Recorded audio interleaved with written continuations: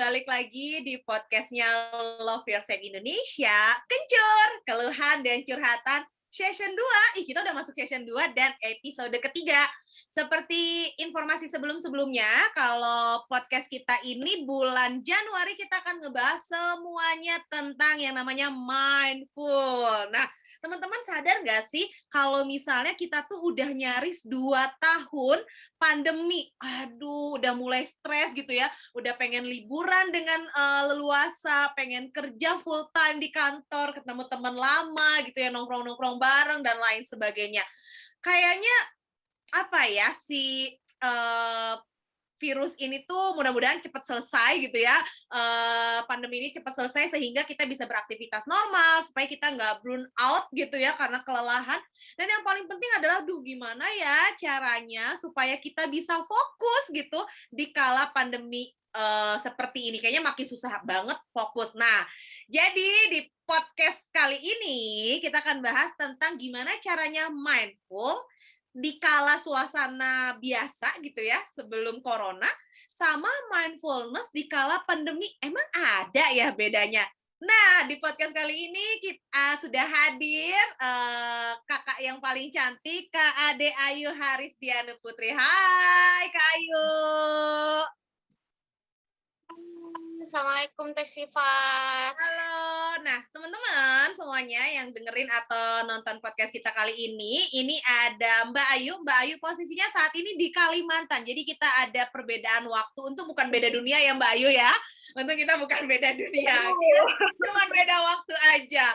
Oke, kayak ini teman-teman di luar sana pengen tahu siapa sih Kak Ayu ini atau Mbak Ayu ini siapa? Boleh dong kenalan biar teman-teman pendengar sama penonton lebih kenal dekat dengan Mbak Ayu. Silakan. Halo semuanya yang mungkin setia gitu ya dengerin kira-kira kita mau bahas apa lagi nih di Love Yourself gitu ya.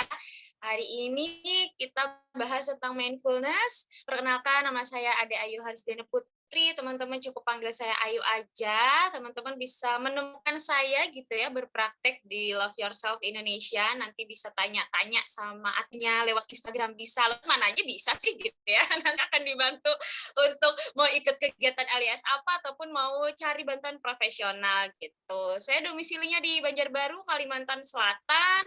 Biasanya karena pandemi juga, jadinya nggak bisa nih saya nyamperin Teh Sifat ke Bandung atau nyamperin teman-teman yang dimanapun, jadi ya online, kayak yang teman-teman tahu seperti webinar, konselingnya pun online gitu.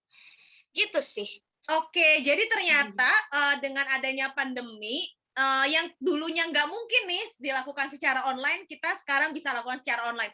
Tapi ternyata ya, kalau misalnya lama-kelamaan, online ini juga cukup melelahkan ya Mbak Ayu ya. Jadi apa ya, kayak aduh males nih, jadi susah fokus dan lain sebagainya.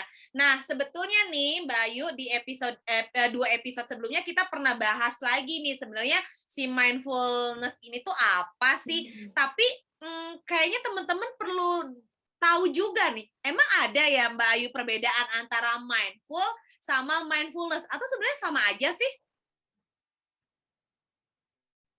Sebenarnya sih kalau definisi jelasnya sih sama ya, mindful dan mindfulness gitu. Sebenarnya itu sama aja, cuman lebih ke bentuk. Kadangkala yang dilakukan orang tuh kita nyebutnya mindful gitu. Orang tersebut tuh udah mindful gitu, udah bisa memusatkan perhatian. Udah gitu, berarti teman aku tuh mindful gitu. Tapi kalau mindfulness itu kalau definisi secara jelasnya ya, dia ternyata tidak hanya bisa memusatkan perhatiannya terhadap sesuatu hal yang sedang dia lakukan, tetapi juga bisa melakukan itu secara sadar dan tidak melakukan judgement gitu. Kadang-kala kan diri kita sendiri ini suka banget ya melakukan penilaian gitu. Nah, secara generalnya mindfulness itu tuh seperti itu. Jadi tidak hanya memperhatikan atau memusatkan perhatian saja, tapi juga melakukannya secara sadar, juga tidak melakukan penilaian gitu. Oke, jadi sebetulnya kalau secara terminologi, aduh bahasanya berat banget nih teman-teman, terminologi gitu. Ini mohon maaf otak saya kayaknya terlalu teoritis. Jadi maksudnya secara bahasa ilmiahnya sebetulnya sama aja ya si mindful sama mindfulness ini. Cuman mungkin yang membedakan adalah si jenis prakteknya gitu ya. Nah, Mbak Ayu, jadi tadi kita ngulas lagi, flashback lagi tentang, si mindfulness ini. Mau dong dikasih contoh, sebenarnya kan tadi dikatakan ada perbedaan nih dari prakteknya, si mindful sama mindfulness. Boleh nggak dikasih contoh nih Mbak Ayu, apa perbedaan dari praktek mindful sama mindfulness ini? Sebenarnya kalau mindful itu ya orang-orang yang cukup fokus sama yang dia lakukan aja sekarang gitu ya. Jadi pikirannya tuh nggak yang ke depannya gimana atau yang kemarin tuh aku gagal gitu. Kadang-kadang kalau kita pernah gagal nih, misalnya kita ujian ya. Kita ujian gagal tuh ke bawah-bawah ya. Ini gagal juga nih sekarang nih pasti gitu. Tapi kalau orang yang mindful itu dia ya udah saat itu dia ujian, dia kerjakan, dia maunya apa gitu. Misalnya maunya lebih baik dari yang kemarin, oke dia kerjakan gitu. Dia mindful. Tapi mindfulness sendiri sebenarnya itu tidak hanya tentang dia mengerjakan itu harus jauh lebih baik, tapi dia juga ketika itu gagal lagi gitu ya, atau ternyata sesuatu tidak berjalan sesuai dengan semestinya, dia tidak melakukan penilaian terhadap dia karena dia sadar gitu, oh aku ini ternyata emang kurang ya ternyata misalnya dalam pelajaran matematika. Jadi secara sadar dia menyadari bahwa oh aku ternyata tuh kurang di sini, makanya 2 kali aku kurang berhasil, aku gagal. Jadi aku butuh bala bantuan gitu ya. Entah belajar sama teman, minta les sama gurunya, atau zaman sekarang banyak banget aplikasi yang bisa menunjang anak-anak untuk belajar gitu. Dan juga tidak menghakimi dirinya bahwa oh saya ini bodoh gitu. Kalau orang yang mindfulness ya dia tidak akan menghakimi bahwa oh aku ternyata jauh lebih pintar ya karena aku tidak gagal nih sekarang, atau aku bodoh beneran ternyata 3 kali loh aku coba aku gagal gitu. Kadang-kadang kita kalau berada di situasi yang sama terus dihantam terus kan cenderungnya menghakimi gitu. Nah kalau mindfulness itu ya dia tidak menghakimi, malah sadar oh apa sih yang harusnya saya lakukan karena sekarang kenyataannya saya itu seperti ini gitu. Oke, jadi, kalau misalnya mindful itu berarti bukan hanya ngomongin fokus ya, tapi gimana caranya kita mengelola pikiran kita supaya nggak overthinking, bisa nggak sih kalau kayak gitu posisinya?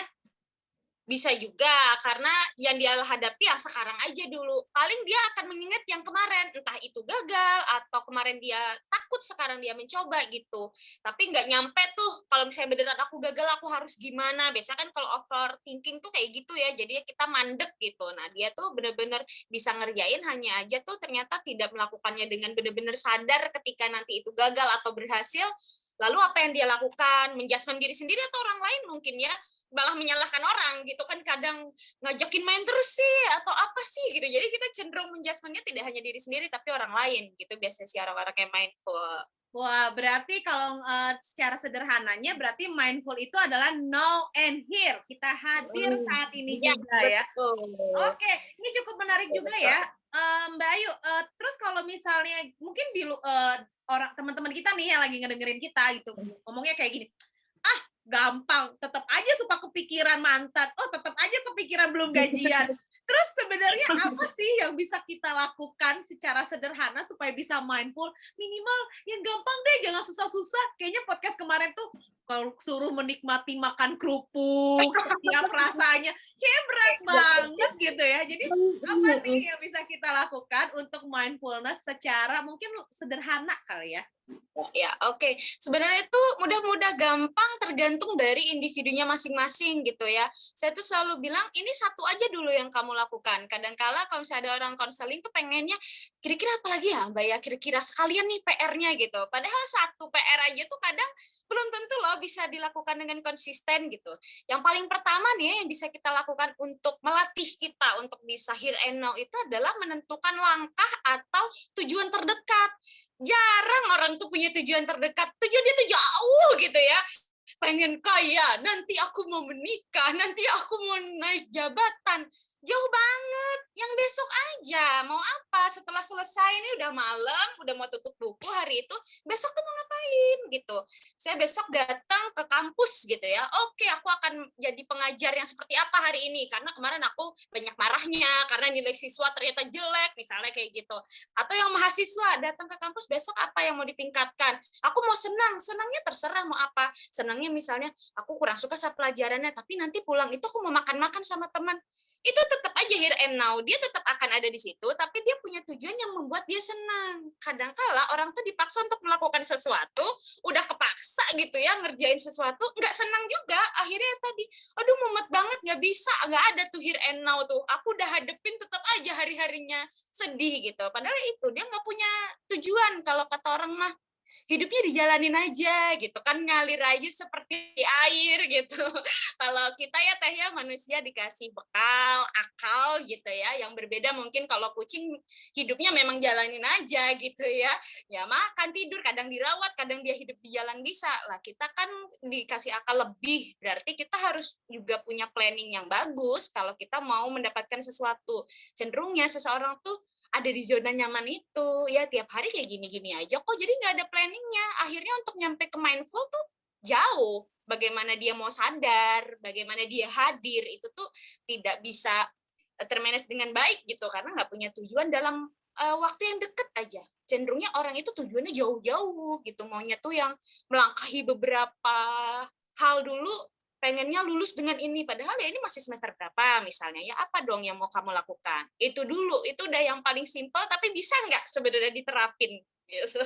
Oke, benar. Cukup menarik banget ya. Jadi mungkin kalau teman-teman di luar sana yang lagi dengerin kita nih, Mbak Ayu, mereka tuh mayoritas fokusnya kayak, "Yo, saya pengen misalnya ke luar negeri."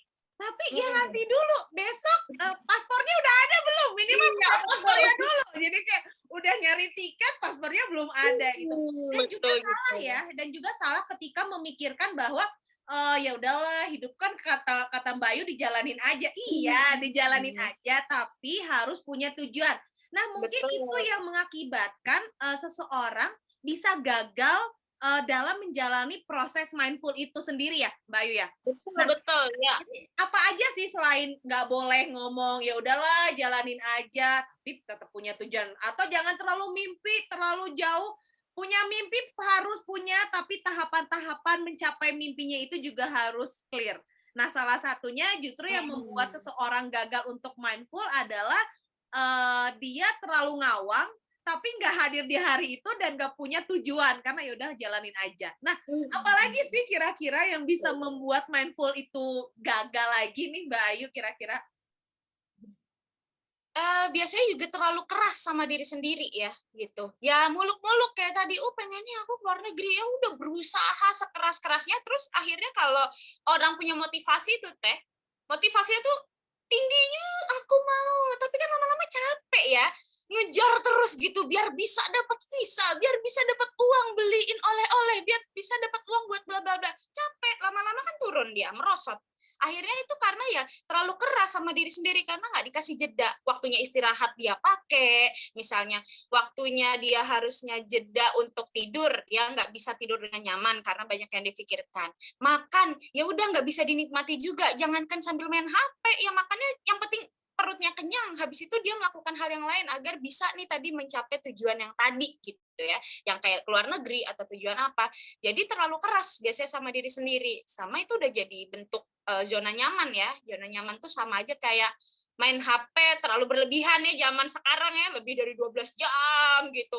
Ada di zona nyaman terus ngeluh, "Nah, gimana nih aku bisa here and now nih? Kalau kayak gini terus." Padahal dia hidupnya ya tadi dijalanin aja. Saking dijalaninya lupa nonton YouTube tuh bisa banyak banget sugesnya ya di samping-sampingnya gitu. Nah, itu yang Atau bisa buka bikin tab banyak mindful itu banget gagal ya? gitu. Kadang-kala berkedokan dengan, "Aduh nggak apa-apa deh, healing sebentar," gitu. Gitu. Iya benar, Jadinya ya sekarang kayaknya gitu-gitu konsep gagal. kata-kata healing itu justru jadi momok tersendiri ya, jadi kayak bumerang buat diri sendiri. Alih-alih ngomongin tentang, "Iya aku kan butuh healing, aku kan butuh self care," justru malah jadi bumerang buat diri sendiri dan itu membuat kita jadi nggak bisa mindful ya, Mbak Ayu ya, itu Ya, yang salah satunya, betul. jadi gagal. Selain itu ada lagi nggak kira-kira? Sama ya itu terlalu banyak memikirkan hal-hal yang nggak perlu gitu. Karena ya sama seperti overthinking, hanya aja ketika dia udah ada di here and now itu pasti kan kita punya cobaan baru gitu ya. Kita ada sekarang di sini fokus gitu ya, memperhatikan, sadar, tidak melakukan penilaian. Kalau yang sebelum-sebelumnya kita tuh tidak melakukan, menerapkan mindfulness pasti kayak si mindful yang tidak mindful dalam diri itu akan nyolek gitu. Kok kamu kayak gini sih sekarang gitu. Biasanya kamu kepikiran gitu. Ibaratnya kalau misalnya dalam tubuh tuh ada begitunya gitu ya. Jadi dari situ nanti dia, oh iya ya, kok aku kayak gini ya, terlalu rapi deh kayaknya, terlalu punya tujuan deh. Nah, mulai dari situ masuk dah ya pikiran-pikirannya, iya nanti kalau kamu gagal nggak mungkin kuat mah kamu gitu. Apalagi support system kita kan kadang kendor, apalagi kalau kita ngerasa kita orang yang aku tuh bisa sendiri, menguatkan diri sendiri itu jauh lebih baik daripada aku mencari orang lain gitu. Nah akhirnya dia lupa juga bahwa ya manusia itu adalah makhluk sosial ya, butuh yang namanya orang lain, entah itu melakukan validasi atas apa yang dia lakukan gitu. Jadi tidak hanya mindful aja, kamu udah nyampe di tahap mindfulness, udah bagus semua, tapi kamu tidak memvalidasi itu kepada orang lain. Akhirnya kadang-kadang pikiran-pikiran yang sangat bagus tadi menjadi hal-hal negatif yang mungkin bisa masuk, kayak mempertanyakan tentang kok bisa ya aku nyampe di titik ini, bagus banget ya aku ya, malah jadinya yang negatif-negatif muncul karena kita tidak divalidasi, tidak ada reward dari orang yang kayak wah keren nih kamu, bagus nih perencanaannya kamu, oh ternyata tidak melakukan penilaian yang berlebih terhadap diri. Nah itu tuh bagus. Jadi memang yang membuat gagal adalah ketika dia merasa dia bisa tapi dia tidak memvalidasi itu kepada orang lain, akhirnya masuklah overthinking tadi itu. Oke, jadi itu juga bisa jadi salah satu, kegagalan untuk kita bisa mencapai mindfulness ya, ketika, kita nggak punya maksudnya kita terlalu nyaman di zona nyaman, nggak punya tujuan, terus kita alih-alih menggunakan kata-kata motivasi justru buat bumerang buat diri kita, kayak, "Aku butuh healing," iya healing 4 jam, nggak gitu juga, kerjaan masih banyak gitu ya. Atau jadi mungkin terlalu terlalu fokus sama kerjaan dan lain sebagainya, sehingga ya waktu kita juga energi kita terbuang gitu ya, mental kita juga nggak sehat, tidur jadi nggak nyenyak, makan juga ya udah asal masuk, masuk ke perut gitu ya. Nah ini juga sebenarnya cukup berbahaya. Nah, buat teman-teman nih yang di luar sana yang lagi dengerin kita nih Mbak Ayu, kayaknya mereka tuh butuh tahu juga, terus apa ya, indikator supaya saya nih bisa minimal aja deh, supaya saya tuh bisa mencapai si mindful ini gitu. Tapi jangan berat-berat dong, saya soalnya buat fokus aja susah gitu. Jadi apa nih, mungkin indikator ini lebih kepada, tips ya yang ringan, kalau ini tuh ciri kalau saya tuh udah mindful nih gitu. Nah, kira-kira kalau teman-teman di luar sana lagi dengerin kita tuh, apa sih Mbak Ayu si indikator ini tuh? Oke, yang ringan yang bisa disadari sendiri sudah pasti kenyamanan ya. Jadi saat kita melakukan sesuatu, kita tuh nyaman, enjoy. Kalau misalnya di awal kita bukan tipe orang yang tadi ya bisa manajemen waktu dengan baik, punya tujuan yang dekat dulu, keluar dari zona nyaman yang menye-menye dalam kamar sendirian, itu kan susah ya untuk melangkah gitu. Makanya itu kan pasti secara tidak langsung kita memaksa diri kita untuk melakukan sesuatu hal yang baik gitu ya. Nah, biasanya keterpaksaan ini yang membuat akhirnya ya nggak nyampe-nyampe di titik mindfulness karena tidak nyaman, tidak enjoy melakukannya. Jadi kuncinya adalah pelan-pelan tapi rutin gitu. Sama kayak orang sakit mah, nggak bisa kamu dikasih makan banyak satu piring, bisa aja sesendok dua sendok tapi ya setiap 10 menit, setiap setengah jam gitu ya. Jadi ya penyakitnya juga bisa terhandle, perutnya juga terisi, orangnya jadinya seneng gitu. Sama-sama mindfulness. Kalau kamu mau punya target dalam hidup, gak usah jauh-jauh. Oh, apa ya? Gak usah dipaksa. Oh, hari ini nggak tahu deh. Besok mau ngapain ya nggak apa-apa. Lanjutin aja kerjaannya. Lagi apa nih yang harus dikerjakan sekarang? Besok baru ingat, oh iya ya harusnya aku minggu ini ngapain, udah catet. Jadi kuncinya adalah nyaman, dilakukan sambil perlahan, step by step, lalu kenyamanan. Kalau sudah dapat kenyamanan dan dilakukan rutin, akhirnya kita sadar tadi ya konsepnya mindfulness itu kita sadar bahwa nih aku udah jalanin ini, aku sadar bahwa hari ini aku kerjakan ini, jadi kalau aku punya tugas besok ya udah besok aja. Jarang ya, biasanya kita maunya sekalian aja kita kerja rodi besok bisa leyeh-leyeh. Nah itu yang konsep yang salah. Kalau hari ini sudah dirasa sadar mengerjakan tugasnya, hari ini ya sudah sadari kapasitas diri. Kalau memang cukup masih sore gitu ya mau ngerjain malam, oke. Tapi kalau misalnya ngerjainnya sudah jam 11, selesai jam 11 rasanya nanggung banget deh. Nah, akhirnya itu yang buat mindful itu tidak berjalan dengan baik. Jadi indikator yang bisa teman-teman ukur dari perjalanan menuju mindfulness adalah kenyamanan dulu. Nyaman nggak melakukan itu? Nyaman nggak berada dalam situasi here and now? Jangan-jangan ya here-nya aja, no-nya enggak. Karena masih ngelihat ke belakang, masih mikirin masa depannya terlalu jauh. Nah, jadi coba nyaman dulu nggak? Nanti saat sudah nyaman, tanyakan lagi, sadar nggak nih? Sudah tahu belum kapasitas dirinya? Sudah ada di diri ini, di saat ini, waktu ini belum? Nah, itu aja dulu. Yang penting dilakukannya nyaman gitu. Oke, ini cukup menarik ya. Jadi kan sebetulnya gimana caranya kita melakukan segala sesuatu tuh dengan nyaman, kemudian kita hadir, present gitu ya. Kita hadir pada saat itu. Terus kalau misalnya kita lupa ya nggak apa-apa. Dan yang paling penting adalah jangan memaksakan diri kita. Jadi seolah-olah, ya udah deh aku pengen kerjain hari ini semuanya biar beres, biar besok tenang. Tahu-tahu besok kerjaan numpuk juga gitu ya.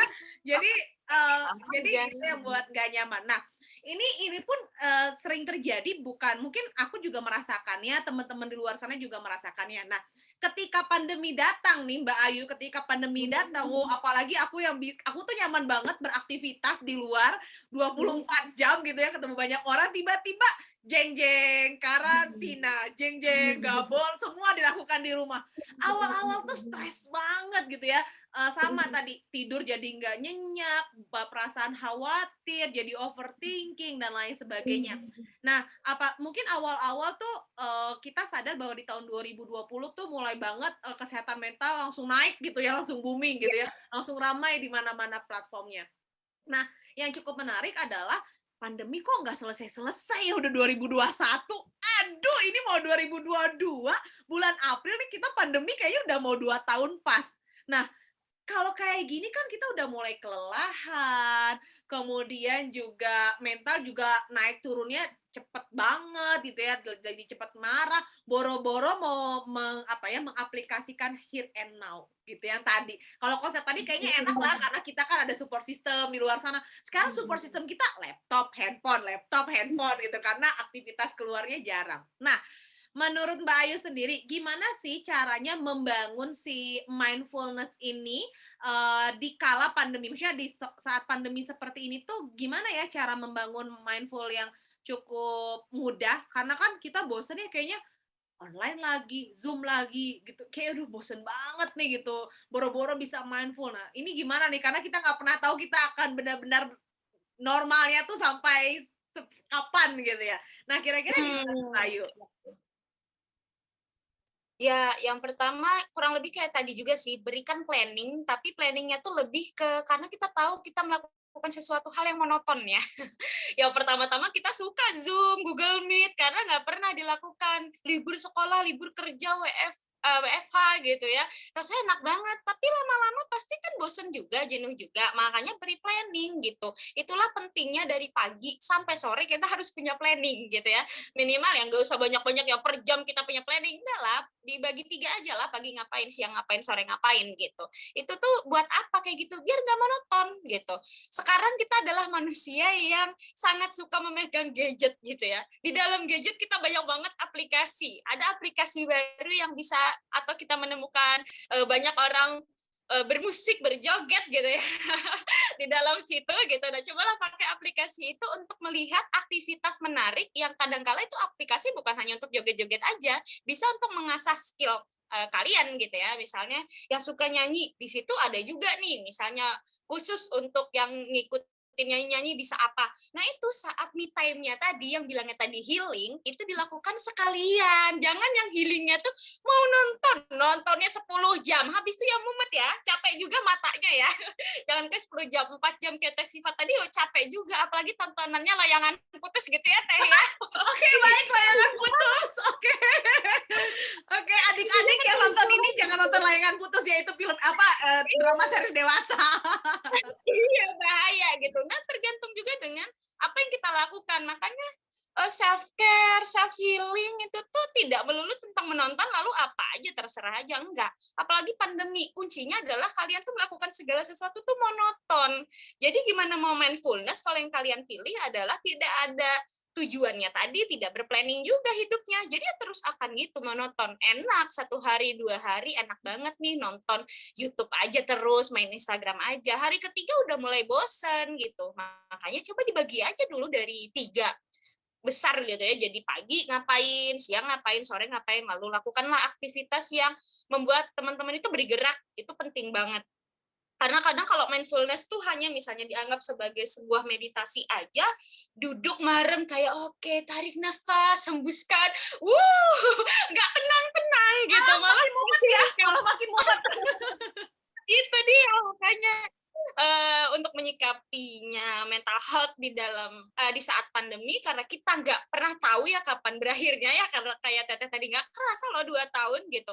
Maka karena kita nih bisa mengendalikan diri kita sendiri, maka untuk melihat apa ya kayak info-info tentang pandemi ini, carilah dengan sumber-sumber yang jelas juga ya. Jadi saat mindfulness tuh masuk teh. Kalau nggak dia lagi healing gitu ya, mungkin dia healingnya emang lebih cocok dengan meditasi. Oke, lakukanlah gitu ya. Tapi waktu dia memberikan stimulus atau positif talk, dia bertanya juga, nih kapan juga ya selesainya nih pandemi gitu. Nggak akan selesai juga. Ya jadinya mental gitu ya mindfulnya. Makanya cobalah kalau misalnya mau mencari berita, apalagi sekarang banyak vaksin dan lain sebagainya, carilah yang ada sumbernya jelas gitu, yang diucapkan sama benar-benar badan yang menaungi tentang kesehatan tersebut gitu. Jadi ketika teman-teman mau melakukan healing dengan apapun nanti prosesnya, udah tercover dengan oke, aku udah pegang nih kuncinya bahwa oke ini nggak tahu pandeminya sampai kapan, tapi aku udah pegang, aku tahu bahwa informasi yang aku dapatkan jelas, aku bisa melakukan pola hidup sehat dengan melakukan tadi ya, ada planning-planning yang tidak membuat aku monoton, jadi minimal stresnya tuh berkurang gitu. Pasti nanti kan seminggu lah ya, sekali adalah untuk